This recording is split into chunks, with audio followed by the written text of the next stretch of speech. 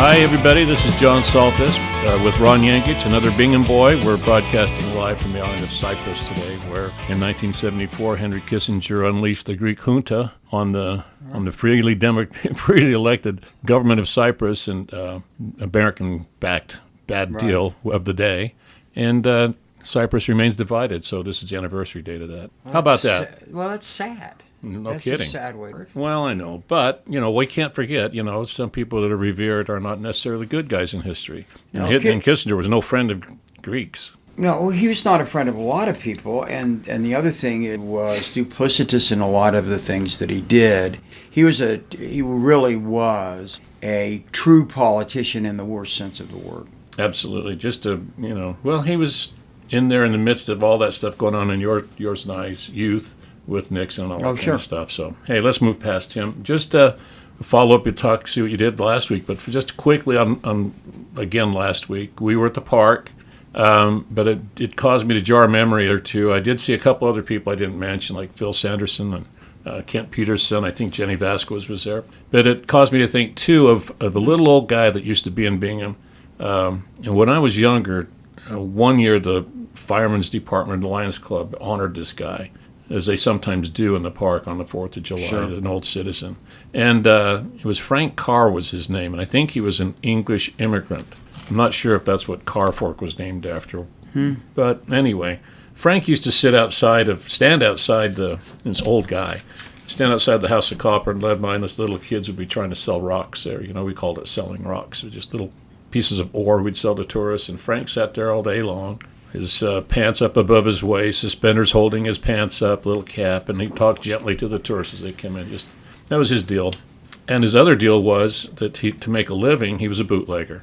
And so, he'd go over to the liquor store and buy a few half pints and stuff. And if guys came in after the liquor store was closed, he'd sell it to them, or he'd sell it to minors. So ORS. So if you're going to go out and have a party or something, some kid would drop by Frank's house, and the little guy would come out and kind of shaky, wobbly, and hand you a half pint of, Jack or Jim Beam or something. And the curiosity was that he lived right next to the only police officer in the canyon. And Paul LeBounty was his name, a really good guy. And I'm sure he caused Paul a little bit more grief than necessary. But anyway, just a little shout out to an old Bingham guy, Bingham boy from 100 and something years ago, Frank Carr. That's interesting. I didn't know him. I do have one Bingham reference, and that was Larry Osaro made a point last week that I got something wrong. Ding, ding, ding, ding, ding, ding, ding, ding. And I'm glad. Osaro mentioned. I know, and I'm glad he did. In my mind, Galena Days was fourth at Copperton Park was an extension of Galena Days, but he corrected us, and I'm glad he did in a very kind way. He's a good guy, but that it was not on the 4th of July. It was generally done in the fall, as I recall he told us. Right? I think he said, yes, September, August. He wrote a little note. It wasn't the 4th was the point, so not a big deal. But it's important to get that right, and I'm glad he did that. So what did you do last week? Any serious injuries or illnesses? Well, the only thing that was real negative was I was in Madison, Wisconsin, and the distance if on a direct line flight from here to Madison should be about 3 hours. Coming home, it took 18. Yeah, I mean, it's a long tail, so that was the only bad thing that was struck. It was weather, and it was. I mean, who refuels in Scottsbluff, Nebraska, on the way to Denver? We did. Wow. It's a 2-hour flight. We had to refuel. So anyway, then you miss your flights. You get hotel rooms at 3 a.m. You can't get through the United helpline. And like it said, we know where your luggage is, and you're on the next flight at 8 a.m. Proceed to the airport. What does that even freaking mean? It's like, proceed to the airport. Denver's kind of a large airport. Yeah, it is. And not only that, we're to the AI world where that you couldn't even talk to a human being to have you explain it to you. It was impossible. Yeah, but we were in Madison for the annual conference of the Association of Alternative Newsmedia. City Weekly, hats off to City Weekly, and thank you for all the support on this, by the way. Everybody's affiliated with the paper. This is just an outgrowth of what we do. Ron and I, of course, forever. But had our annual convention conference there, and I haven't been for a few years as Pete's taken over a little bit more, my son, and just kind of loosened contact with some old friends. Their papers are no longer around, or they've retired, or some of them have died. So it's not the same to go, So I did want to go, and I'm glad I did because it was reinvigorating, seeing a lot of new papers, new faces, new ideas in an industry some people had written off. And trust me here, don't write off the alternative press, anybody, anywhere, because these people still in it are vigorous, and they pursue the truth, and they're not going to back up, never back off. It was really, really good to see it. It was energizing in a lot of ways, and I'm glad I went. Madison's cool, other than too many Kurds, and I don't mean the Kurds from middle. Yeah, you mean the cheese curds. I mean cheese curds. My God. I gained 6 pounds in 2.5 days. That's without even drinking. That's because you have curds on fries under poutine with sausage gravy, as I said. So anyway, but one thing that ties in, because we brought it up, and you brought it up several times. We went to a session, not a session, but an after-hours, gathering. And in the University of Wisconsin, at a library, they're just a gorgeous building. A really, really cool building. That's a neat campus. People that I know have gone to school at UW, they love it. I can see why. Yeah.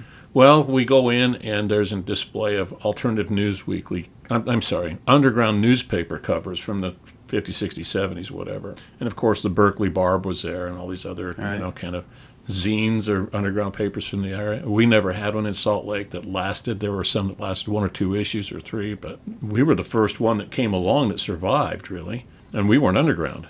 But there was that era, and behind those papers, covers, were old historic newspapers. And one of them was called the Pennsylvania Gazette. In it, on the date of July, the publication date, July 10th, 1776, 4 days after, is that right? My math is right. It's 4 days after, 6 days after the 4th of July, the signing of the Declaration of Independence. They published it. Right.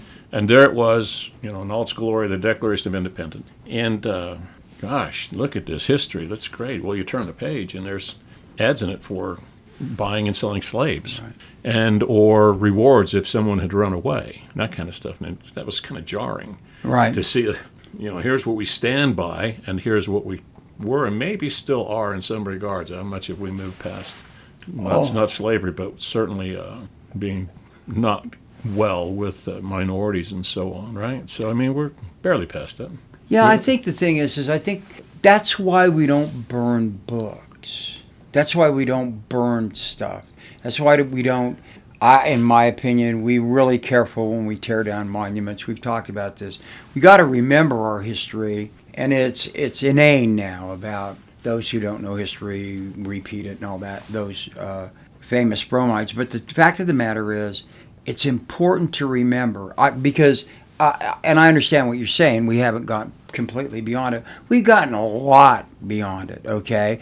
But we're going through a period where we got to worry about falling back to it. That's more correct. And I think that the idea is you can't live there either. I think that we have some people that want to live with their grievance that they didn't even experience themselves. Their families did. You and I have talked a lot about our heritage, and you brought up the issue with Kissinger and Crete. I'm not fighting the Battle of Kosovo in 1270. My grandfather was. They, when the Serbs and the Croats just fought themselves and everybody else. And I think you do have to get over it, but you got to know about it. And I think one of the problems we have in the country today politically is there are some people, and they have legitimate gripes about stuff that has happened, but they want to focus totally on the past and say that it is just like it was then, but it wasn't. But the nice thing also about that is, for you, and I'm not going to go on my soapbox about John Saltas and the alternative newspaper Private Eye First and the City Weekly, that paper is still in existence because it has done such a great service for the people of Salt Lake City, but the people of Utah for a long, long time, because it's done things that the Tribune and the Deseret News wouldn't do. And so it's important for us to honor that. And it's cool that you went back, probably met some people that you would have never met and have contacts. But more importantly, you have people that you go, okay, we're in good hands with that guy, or we're good in hands with that lady. And those are things that truly are important in our history and as we progress in our history. So good for you. Well, thanks. And, that it was transitory, right? There was like the changing of the guard. It's already occurred. I mean, there's some old guard still in there, right, but the team isn't the same. And I think this past week you had a team experience with your side gig over at the cathedral, right? Yeah, I ushered at Frank Layden's funeral, and Frank has, in a sense, a relationship to the ethic of Bingham. Frank came from Brooklyn, grew up there, son of Irish immigrants. His father was he worked on boats. I can't think of the name right now of what they did. But he was a hard-working man and worked in the shipyards. And Frank, I know you were a friend of Frank's. I was a friend of Frank's. Not real close, but his number was in my phone, and we went to lunch occasionally. And the funeral was great because the reality is that Frank came to Utah at a time when we were still this out-of-the-way place for most people. When I went to Kentucky, people had never seen anybody from Utah. I mean, quite literally. And the thing is that when Frank came here, and I think, what was it, 78? They're about 76. The team got here. No, I believe the team got here about 79 or so. Okay, so anyway, yeah, well, but I mean, I didn't have the exact date, but in any event, well, we don't want Larry Osaro being correcting us again. I want him to correct me when I'm wrong. I don't know mind. when it is. But Frank came here and loved Utah, and he and Barbara stayed. Right. They raised their 3 children here, all of them great kids, 2 of them educators, and then Scott, of course, went into the family business. But Frank loved Utah, and I have this true belief that Frank helped change Utah. Next week, we're going to talk about the peoples of Utah. We'll get to that a little bit later, but Frank is one of the people that did change. He brought this big New York presence and that attitude, that Brooklyn Irish attitude, and people got to know him and love him, and he equally fell in love with Utah. And so his impact on people was great. It was stunning to see. He died on, I think, Wednesday. The funeral was on Saturday, and there were about 420 people at the funeral. I mean, and it was the obituary wasn't published until I think a day before or so on, but by word of mouth, people were there. People, well-known people in Utah. Dave Checketts was there. Danny Ainge walked by me, and Mom and Dad, you'd be very proud of me. I held my tongue and invited him in, and a lot of good people were there, and the pallbearers for him were old members of his team, Carla Malone and John Stockton and Rich Kelly and Thurl Bailey and a bunch of other really good people. Malone was a little bit late. Why? Well, I mean, and he was really nice about it. I mean, again, they flew in at the last minute. Was he attendee? Was he? Did he have a role there? He was late to the funeral. He was a pallbearer, so we couldn't really get going. But he was just a little bit late. But it was funny when he came in, and they were all so nice. As the usher, along with the people from the funeral who were home, you kind of line up people and tell them what to do. It's kind of dangerous taking a casket out of the cathedral because you go down these very steps. And I've done it a number of times, but, people have slipped and got hurt. So we're telling them what to do and asking questions. And what was great, this is what was great. So I'm talking to these guys and saying, you got to do this, and you got to be careful on that. And they look at me, but they immediately look at Stockton. No way. No, it's true. It's like, okay, he's kind of the captain. I mean, he's going to deliver for us. He's holding the ball, right? Right. And so I jokingly said, don't drop it. This is Stockton's last assist to get Frank to the hearse. But these are well-known people, very successful people, but they were like little kids. Wow. So it's cool. You were right. You said it in a way that I saw it. I didn't really calculate it the same way at the time, but Frank did change you because he taught Utahns it's okay to be different. It's okay to be proud of your, at least in his case, Catholic heritage, non-Utah heritage. You can say things about the dominant culture without them being affronted or take offense or umbrage at something, and he laughed and made people laugh with him. I I didn't know Frank well, but yeah, I knew Frank, and he came into our office the last time. He was voted best Utah or something in the best of Utah poll. So we had him and Mary Nichols and Kyle Beckerman. I don't remember who else all came in, and we had him jump in the air, like hooray! And he jumped, and Barbara was there, his loving wife. She was great lady. And I saw them, God, a couple of years ago at the Other Place Cafe, just having breakfast. Went and said hi. Good guy, and he always tended to remember. There's a few people I've met like that, and Frank was one. He kind of didn't forget everybody, He didn't just say hi just to be nice. He knew.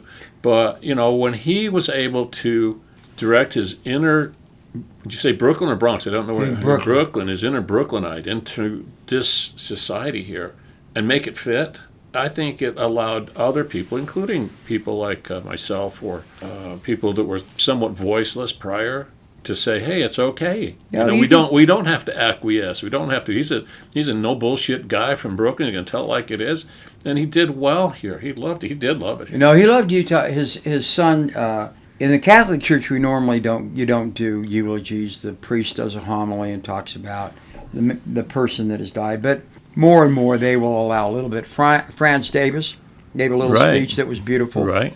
He was very close to Frank, and then. His son Mike spoke briefly, and then Scott spoke. But Scott said, this is what is hilarious. Scott, in speaking, he said, I'm going to start with where I think I should start, because everybody knows that my dad and Matt Christensen were really good friends, and they were dear friends. I had the opportunity to go to lunch with them a few times. You knew Matt Christensen? Very well. It's an odd relationship then with Matt Christensen, isn't it? Because my client killed his son, and that's when Mac and I became friends. But Scott said, so I've got to do a commercial for Mr. Mac. So everybody, if you don't like what you're wearing today, or I forget how he phrased it, go to Mr. Mac and buy a suit. They're great suits. That's what I'm wearing today. But he talked about his dad, and he said, and it was pure Frank coming out. He said, I wish my dad was here to say that. But my dad told me a bunch of things, and he gave him some of his life lessons. And he said, and some of the people had the look of shock on their face when he said this. Others broke out laughing. My dad always told us, this is one of the things he taught us, don't ever trust somebody who has two first names. Pause. Like Lindsey Graham. Or Mike Lee, and he went down the line, and then said, my dad was an unrepentant Democrat. He always used to say, it's the old line from Will Rogers, I don't belong to a organized political party, I'm a Democrat. But he said that, but then he told the story about his father going to watch Jackie Robinson's first game at Ebbets Field, and the amazing impact that had on Frank. So it was really cool. But here's the peroration, as we call it. So at the end of the Mass, it's time for the priest to come down, bless the coffin, and take it out. Scott says, I don't want to get in trouble for this, and I haven't asked for permission, but my dad made me promise to do this. So I'd like everybody to stand up, and we're gonna sing "Take Me Out to the Ball Game." Oh, did you? Yeah, and so we did. We sang "Take Me Out to the Ball Game" because Frank, for all of his love of basketball, his first love was baseball. He once told me, he said, don't tell Barbara this. I'm sure he said this 1,000 times, but before I fell in love with her, I was in love with baseball. Oh, well, he got two great lifetime companions there. Yeah. He was a good guy, and one thing that Utahns, this is not part of the humor of Frank, but it was a good sense of Frank. I think this may be true, it may be not, but I think Frank made a decision early on that really saved the franchise and didn't get credit for it. Because he is already credited for much of that anyway, bringing people back and making basketball. He jettisoned Adrian Dantley so that he wouldn't be a negative influence on Karl Malone. No, Is that true? I think it is true. Frank never told me that. I'll tell you a little interesting story. We can talk. Well, he maybe didn't jettison him. He didn't support his.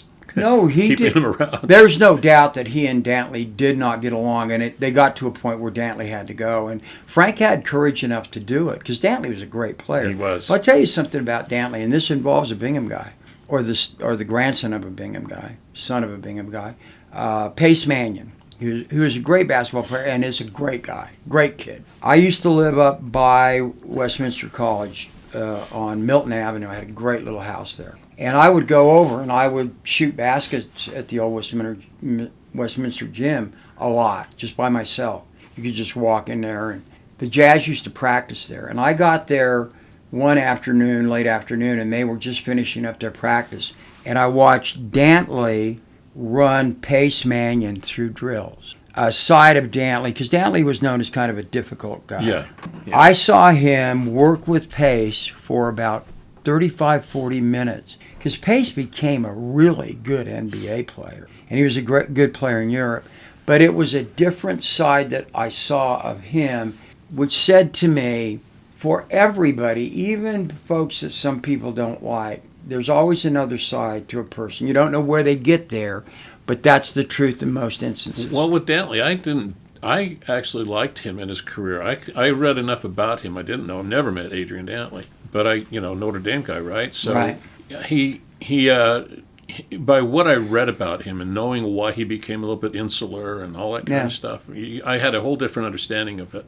And I was happy for his career. Don't get me wrong. No, I loved it. What he became was a traffic cop or something. Not a traffic cop, but like the guys that stand and cross guard kids. Sure.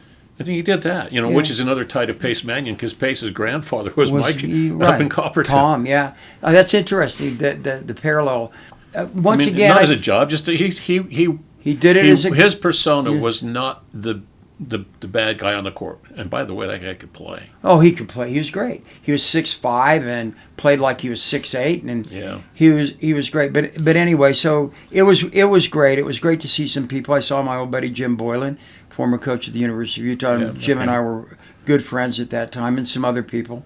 And so it was wonderful. And like I say, I think Layden ties into the attitude of Bingham people pretty tight. Well, let's see if there's anything serious to talk about. I've been thinking that maybe I'd just start with a quiz to you.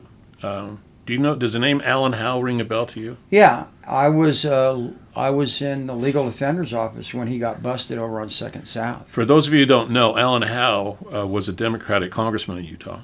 And on the night of, I think after a primary, it wasn't the main election because it hadn't happened yet, or the convention or something. I don't remember, but the next day you read in the papers, Alan Howe picked up for soliciting prostitutes on 2nd South.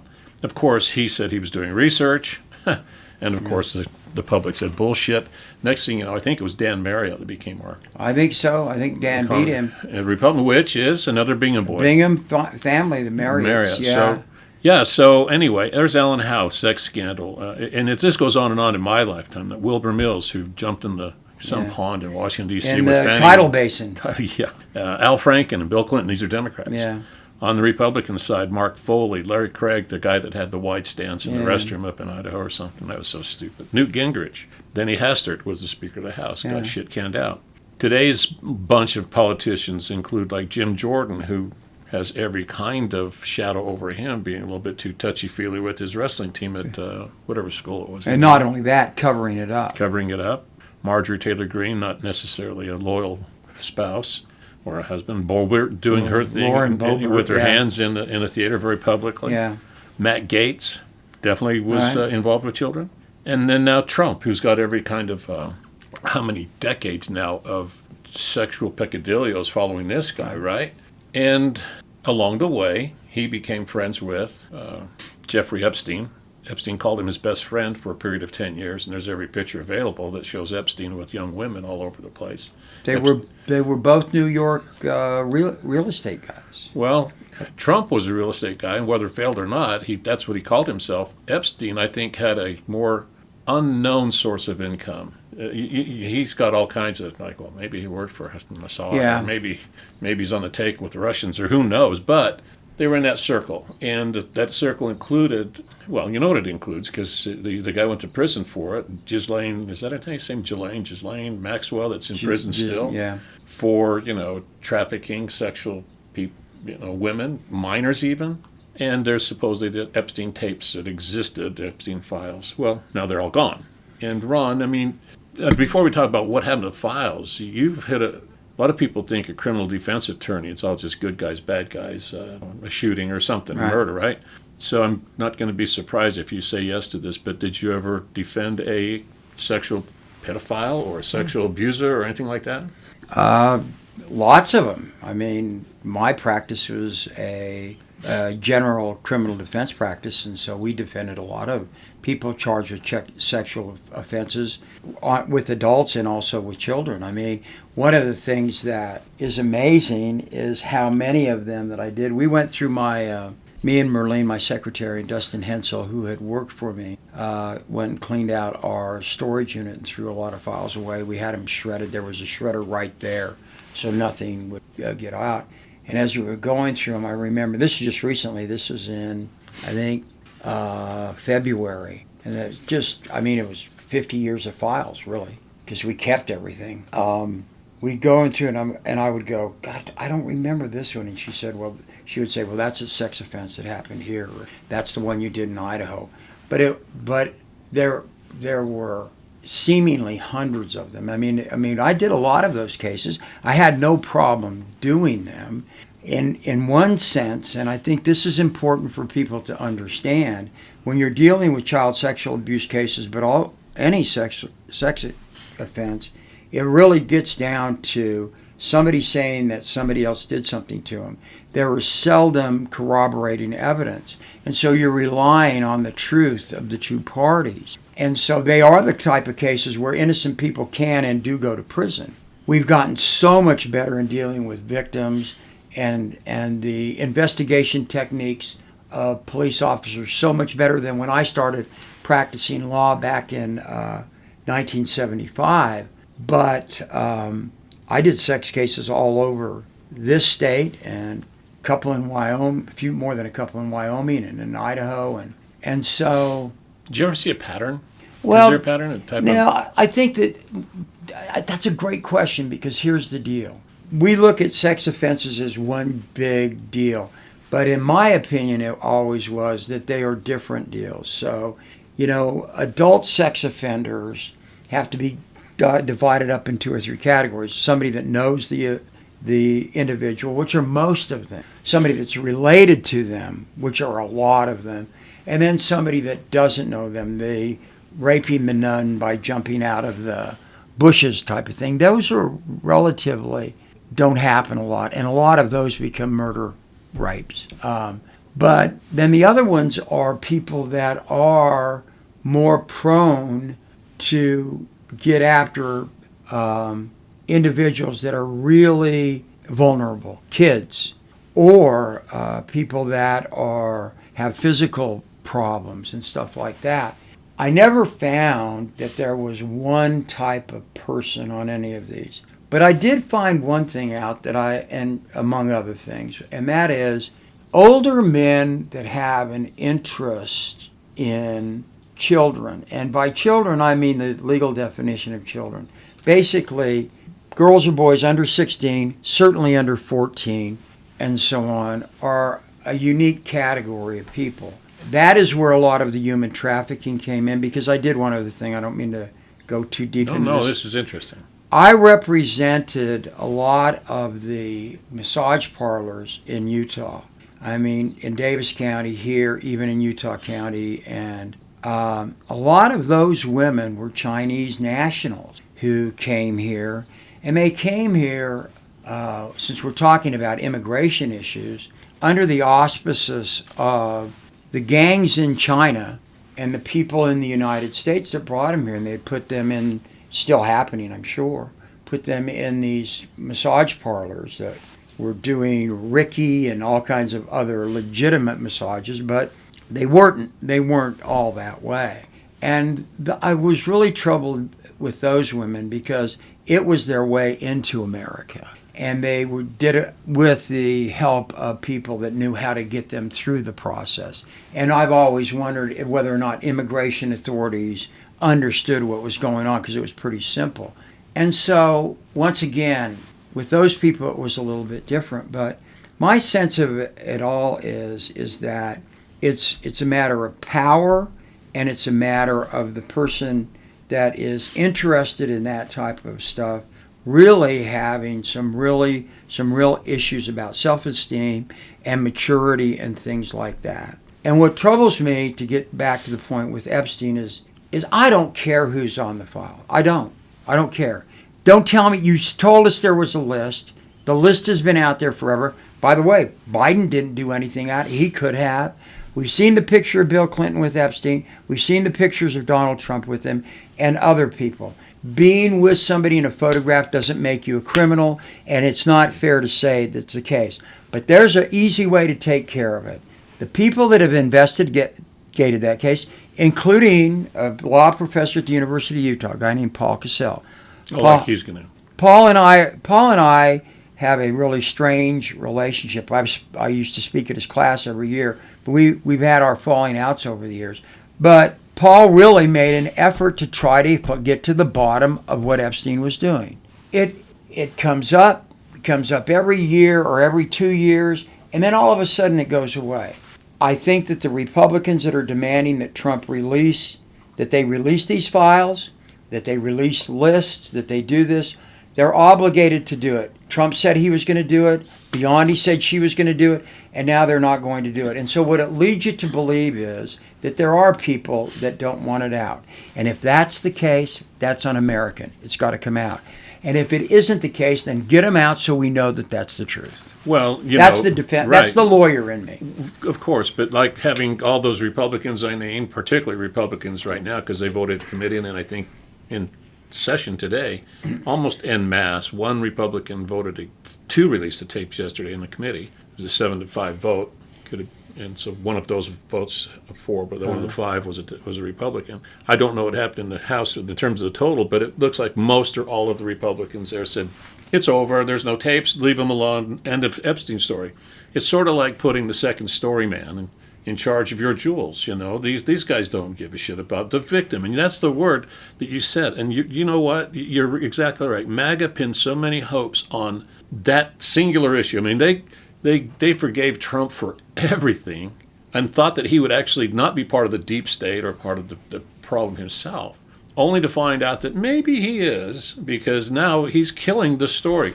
He doesn't want it out there. And when I say him, I'm putting it mostly on him. This was going nowhere pretty fast until Elon Musk said a few weeks ago, he's in the right. Files.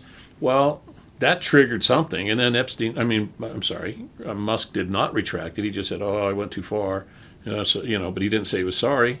And whatever Elon Musk knows or not, it reignited the passion for getting those released. And Bondi, she laid an egg everywhere, saying they're on my desk, but they're not on my desk. Now it's like the files don't exist. They never existed, which then makes it, how could Biden release something that didn't exist? But then it becomes, and Trump today said, Biden and Clinton and Obama, Hillary Clinton, wrote this thing up to get at Trump. Well, which is it? It's there's so much smoke there in my world. Where there's smoke, there's fire. In your world, it's a precision, like, is there really a match that's been lit? In the reporter world, you ask questions, and here's the shits about what's going on with journalists today. They don't want to ask their questions because they get booted out, or their bigger institution doesn't want them to do these stories, or they get cut out of the pie. And so we don't find out. But I'm also a former blackjack dealer, and I worked in casinos for a year and a half or whatever. If I'm betting that a certain president of ours has some fingerprint all over whatever's touched Epstein. In a bad way. The trouble with it is this. Human trafficking is a problem in the world today for sex-related issues and other related issues. It's a genuine problem. Pope Francis talked about it a lot. He talked about it a ton. And other people have spoken to this issue. In fact, there was the strange case we had here that dealt with it a little bit. But it's like those women I'm talking about from China. In my mind, they're part of a human trafficking problem. There are groups in this country trying to stop it and around the world trying to stop it. So we have a man who is dead, Epstein. We have his accomplice who's sitting in prison right now, who keeps indicating that she's going to tell the whole story about this. She has been convicted. She no longer has a Fifth Amendment privilege She can get immunity for anything she does. So if you're the Attorney General of the United States, go get her. Subpoena her. Let me finish. Subpoena her and bring her in front of a grand jury and ask her the questions. She may try to avoid it, but you can also keep her in prison longer, but for contempt of court. Let's find out what happened, because part of me says I'm sick of hearing it because you're all corrupt. Nobody wants it out, including some Democrats. So let's find out what the truth is. There are means to do it. You have to have the will to do it. And you have to have the will to let the chips fall where they may. And there's a reason for it, a bigger reason than we've even talked about. It isn't the politics. It is. Here's the truth, world. If you're a human trafficker and you're going to traffic in young women, we're going to hunt you down. And they should. And I'm a defense attorney. I believe that. Hunt them down and let's get to it. And let's use this as the showcase that we're not going to let it go this time. Whether you're a Republican or a Democrat or you're a Whig, I don't care. Get to it. Well, that's what I've been saying right here. And, GOP, right? Republicans. GOP stands for what? It stands for Guardians of Pedophiles. That's what it stands for. So if you're voting Republican and you're supporting this guy, then I'm sorry, my mind goes there, because you are not protecting victims and you're not pursuant of the truth in this case. And you can't keep on saying, oh, well, Donald just gets hall pass. No, no, no, and no. If you said it right, the DOJ should go after this for the testimony. The problem is, in my view, we don't have a DOJ. We have Pam Bondi, who is the private attorney for our president, not for representing you and I and Bill sitting here. No. She's representing one person. That isn't going to happen under her watch. Mysteriously, for whatever reason, why Biden didn't, maybe it wasn't there and he knew it. Or maybe he was playing it straight and saying, if I push for this, I'm going to be attacked from the left and the right for going after my political opponent.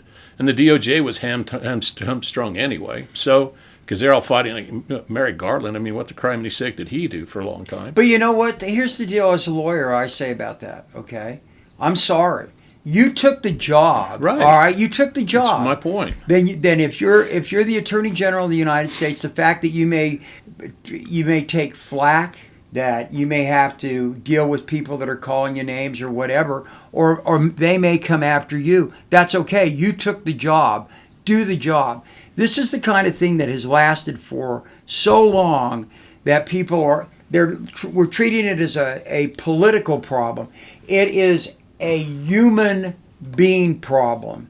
Young women the age of my granddaughter, of your granddaughters, your daughter, my grandsons, and other little kids are being taken by people and trafficked for sex purposes with old men or older men, and it's happening all over the world. Yeah. That is something that anybody that doesn't want to unite behind that, then there is an epithet that I would use towards them, because there's no reason for that to be happening. And so start at the top. You've got a case on the burner now. Turn up the heat and let's cook it. Yeah. So, and then when I said what does the GOP stand for, that's not an original thought. That's passing around. I'm not that original, but it's passing around on social media. And it's not just Republicans. No, it isn't. That's what I'm saying. That's the thing. So you can't blame one party or the other. What it really matters to me, as you've said, the people who do share the common decency DNA, and we've said it over and over, 80 or 90% of the people, even who we don't agree with, we share commonalities with, and we've got to get past this other 10% of animus.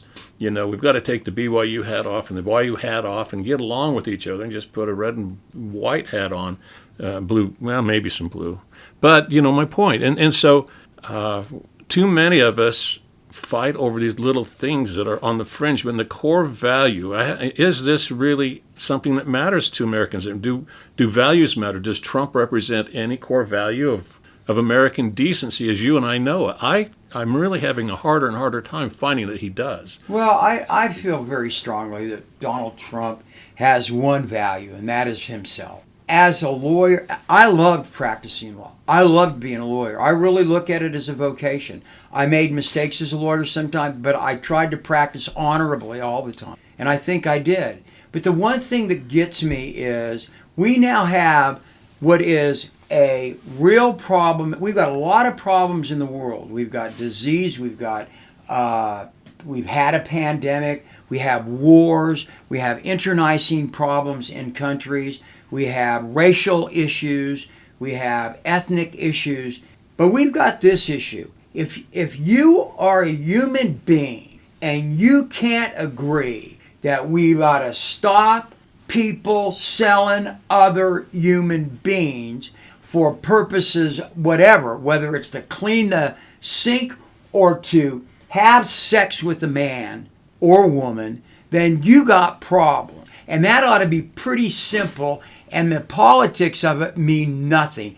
But if you're only going to do it because you can do a gotcha on the other side, then we're never going to get to it. And that's all that happens today. Right. And well, like I said, there's so many of us with shared values that why don't we just put that aside and get after those shared values? These were victims. The young women, there were victims. People over the age of whatever the legal age is, I still find some of them would be victims too for whatever reason. Of course they would be. Because age isn't really the barrier to abuse. It's just it's a hallmark of what charge you could get somebody on. But victims, and they were apparently young victims, they're underage victims, and that's a power thing almost always. I can't think of any instance where I ever saw somebody bully somebody and it wasn't about power, and particularly seeing it with young women falling victim to it. No, those things have to stop. They do. And you know what? I don't care who's on. There are ways of protecting people. We're going to find out the people we like are on the list if that come out, if there is a list. And that's just tough shit. Okay. Right? There's a list. There is a list of people that have been looked at. They've done an investigation on this case. Not only here, Interpol did an investigation.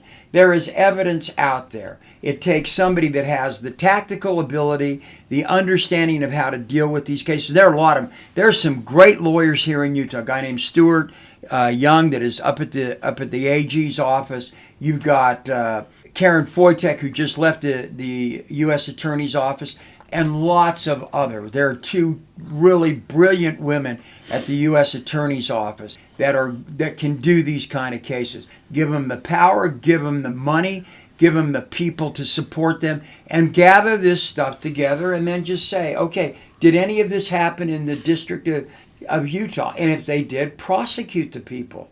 And then show us that we are using the Department of Justice and the United States attorney's offices to go after something that we can all believe on, and not say, no, we don't want to do it because Donald or one of his kids, I don't know that is the case. I'm sure it isn't. Somebody he knows, some donor, is not on the list, and that's not why we're releasing it.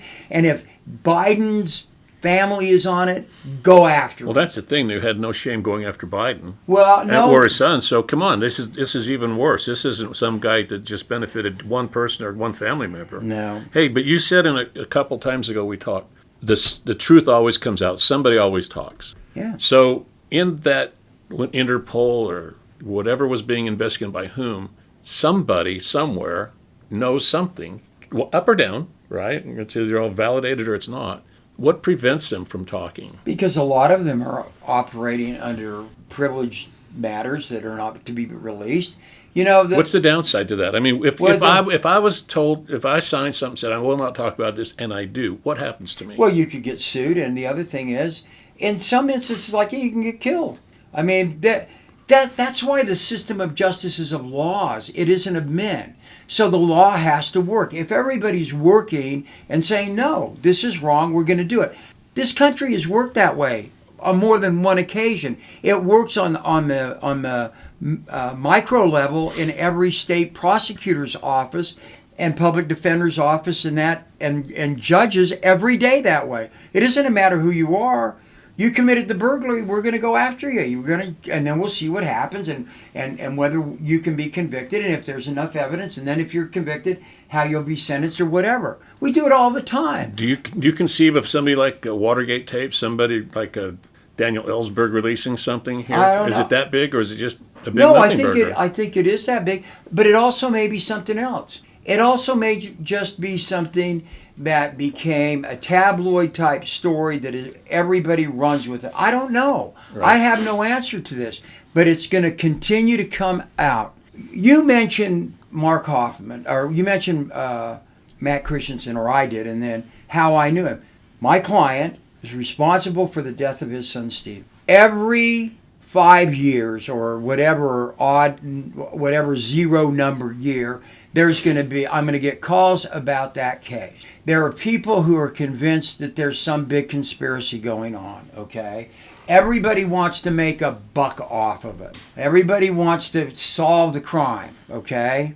This is the same way with this deal, okay? That crime was solved. That's the same thing with this. It was solved when Epstein went to prison? No, I'm talking about Mark's. Oh, I'm sorry. Mark's crime was solved. Yes, okay. But there are still people who want to believe that it didn't, okay? Right. So it's the same thing with Epstein. Put a fork in it.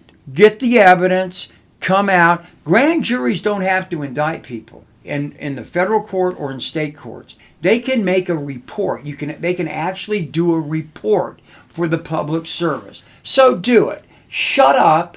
Stop talking on TikTok and X and everything else, and get off your ass and go in and do it. This is easy, but they don't want to because they're getting money from political donors to keep talking about this stuff. Have the courage, as Congress, the House of Representatives and the Senate, pass a bill that they want there to be an investigation, and if the Justice Department won't do it, they have the power to do it.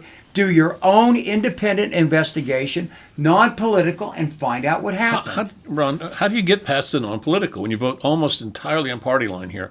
Look, we've got 5 people that neither of us support as our 4 representatives in Utah, right? Who are predicated on being of the faith that is for values and protection, children, and so on, who will ultimately side with shut this case down, don't even talk about it. So, I mean, there's no justice there. You wait until a Democratic Congress comes in? No. If there's fair elections? At some point, and we've kind of debated this issue, I believe that I've represented some of what people would consider some of the worst people that ever lived in my career. 90% of the worst of them is not bad. Really. There is in everybody the ability to go, this is wrong. So let's get to the bottom of it, okay? And so I don't care that those guys vote all the time with Trump. Wait a minute, let me finish. I don't care that the Democrats do the same thing in large part. I think you got to say the difference. Sometimes I get it. Sometimes this is one I don't get. Okay, but my point is this, and so it is time that the Republicans get this deal. It's got to be done. The people in your own party are telling you, and the Democrats are sitting over there just laughing at you. So get off your ass and vote for it. You can do it. And nobody's going to think the worst of you for doing it. Yeah, playing with the party on the BBB, that's one thing, and that was egregious enough considering what was in it. But being this obtuse when it comes to a crime that manifests itself in such a horrendous way that you've got to examine yourself. And if you don't have the values you said you grew up with, if you've abandoned them, what are you doing there? I think every Utah needs to stay right on every one of our senators and House people and just give them shit every day. What is wrong with you? What is wrong with you, Malloy? What's wrong with you, Burgess? Those are my reps. Moore, and who's the other one? Who cares? I mean, they don't. If these people have anything in common, it's their bonded faith. All 6 of them that are in it. Well, then let them stand on that, because I ate it my whole damn life. I've told you before. I got a cousin in Greece that started a monastery, 1960, and she prayed every day till she died of COVID at the age of about 92 or who knows. I mean, she was, she did that. It was my dad's first cousin. I got a first cousin currently living in a monastery. Mount Sinai, under Mount Sinai in Egypt, St. Catherine's Monastery, the oldest Christian monastery in the world. I am not going to pretend and lie to you that I'm a great Christian, but I know a couple, and I know them firsthand. And for my whole life to hear that I wasn't up to snuff biblically, or I'm not going to go to heaven for doing the wrong things, and listen to that and eat and craw my whole life, now's your chance to stand up and prove to me that you are worth it, because I heard it my whole life. And if you're going to stand on that pillar, then fight. You're not going to knock me down until you prove it. And come out of your damn cultural closet and tell me who you value and what you value. And if it's your political party, damn you. Damn you to hell. Well, I agree. I don't disagree with that. Lisa Murkowski is a practicing Catholic. I savaged her in the private eye last week. Yep. You know, so I'm with you on this. So let's do everybody a favor here then, because we're out of time almost. But this has been fun, and that is this: let's put the email addresses and the phone numbers of the House, the members of the Congress and the Senate from Utah, and also the surrounding states, Idaho and Wyoming. Let's put them in there. And so people that listen to us blather can go, okay, we can do something. We're going to tell them, release these reports. Get to the bottom of it. Don't make it a political deal. They were screwing little kids. That's right. Doesn't add up to me. Me neither. Ron, is there another thing you got a minute or two on topically? I mean, we got to close out just because, not because, by the way, we know what we're doing or have a time clock. We don't, but you got an appointment to get to. So I do. I think the one thing that we want to tell people is that we do, and I do personally appreciate corrections that are made to us that are done in a kind way, because although we may attack public figures, we try not to go after others, and people have been very kind in their comments to us. Next week we're going to do, because it's the 24th of July, a big part of our program will be about a lady named Helen Papanikolas, and she wrote a book called The Peoples of Utah a long time ago. It is a wonderful book. I have a signed copy in my library, and I'm going to bring it, and we're going to talk about not just the Mormon pioneers, which are important, because we're going to talk about them too, because their story is important, but we're going to talk about other people's. Helen was a wonderful woman. I knew her fairly well, and I didn't know her till after she published her books. And we'll do this next week. I'd like to pull them out and open them. Yeah, I've got her books too. And when my grandfather was living, I would open them up and I'd say, "Do you know this guy?" Because there'd be pictures. Yeah. Dirty son of a bitch. He'd say this. Or they said, "Oh, he's a good boy. They killed him." And that would be the story of Louis Tikas in Colorado at Ludlow. And they were friends. Anyway, my grandfather was witness to the histories that Helen wrote about. She was a wonderful lady, a well-regarded historian, Wallace Stegner of Chicago, very highly respected her. She's a Utah treasure. She didn't just record any particular kind. She was very much into ethnic histories. And there's a Greek word. I'm sure there's an Italian and or a Croatian word. My grandmother's side, I've said before, they were handcart Mormon pioneer and Mormon battalion even. But my grandfather's side, all my three other grandparents came among the first wave of bigger immigration of Greeks here. And the word for those people were protopori, which means pioneer.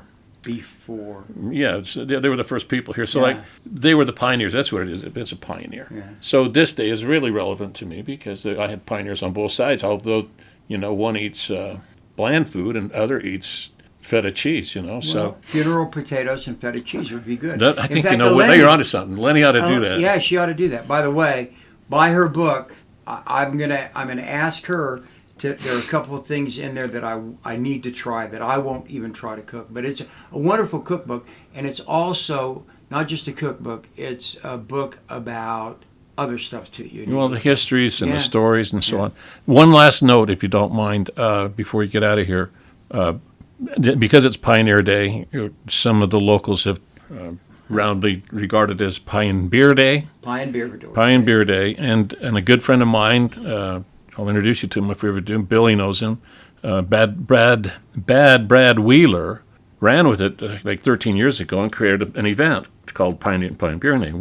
He didn't have to twist his words around to figure that one out. But Pioneer Day is going to be held at Smith's Ballpark on the 24th. You all should attend if you can and have some pie and have some beer. The funding is provided by sponsors and so on, and whatever's left over goes to like nonprofits that build community. Brad's a really good guy. He's a blues musician, a historian of blues music. He ever with Joe McQueen, the famous a guy from Ogden. You know, he saw all the black history in Ogden, and Joe was quite a guy. We should have him on. Well, Joe passed away. No, I'm unfortunately. talking Brad, about, sure, yeah. He'd do it, and he's very interesting, and I'd love that. He won with his band. We used to do a competition at City Weekly called something to South by Southwest, and his band won, so we sent his band down there. So anyway, hats off to Brad and Pine Beer Day, and let's go have some pine beer. Well, okay, so you should be tasked then with two things, because I can't do this. We know this, and that is put the addresses and the phone numbers Okay, we'll on do that. and see if he'll come next week. He can come Brad? here and sit. Yeah, When's the 24th? What's today? But we got time to do that. yeah, it's the maybe. 22nd. So All right, I'll call Brad. that's 2 days before the 20th. If he's free, yeah. Right. And I'll get the phone numbers for our congressman. We'll Yeah. put it at the end of it or somewhere on there. Emails and the phone numbers. But it was going to be a challenge because we don't even do our own. Listen to us on Substack, Spotify, Apple Podcasts, YouTube, and YouTube Music, etc. So But we'll get the ones that mattered out next time. all right, All right? all right, or I'll get them to you, Bill. You let me know. All right, and thanks again for Bill for doing all of this. He changes his last name on. So Who does, Bill? yeah, He does. I didn't know that. Okay. that's it. See ya. Amen.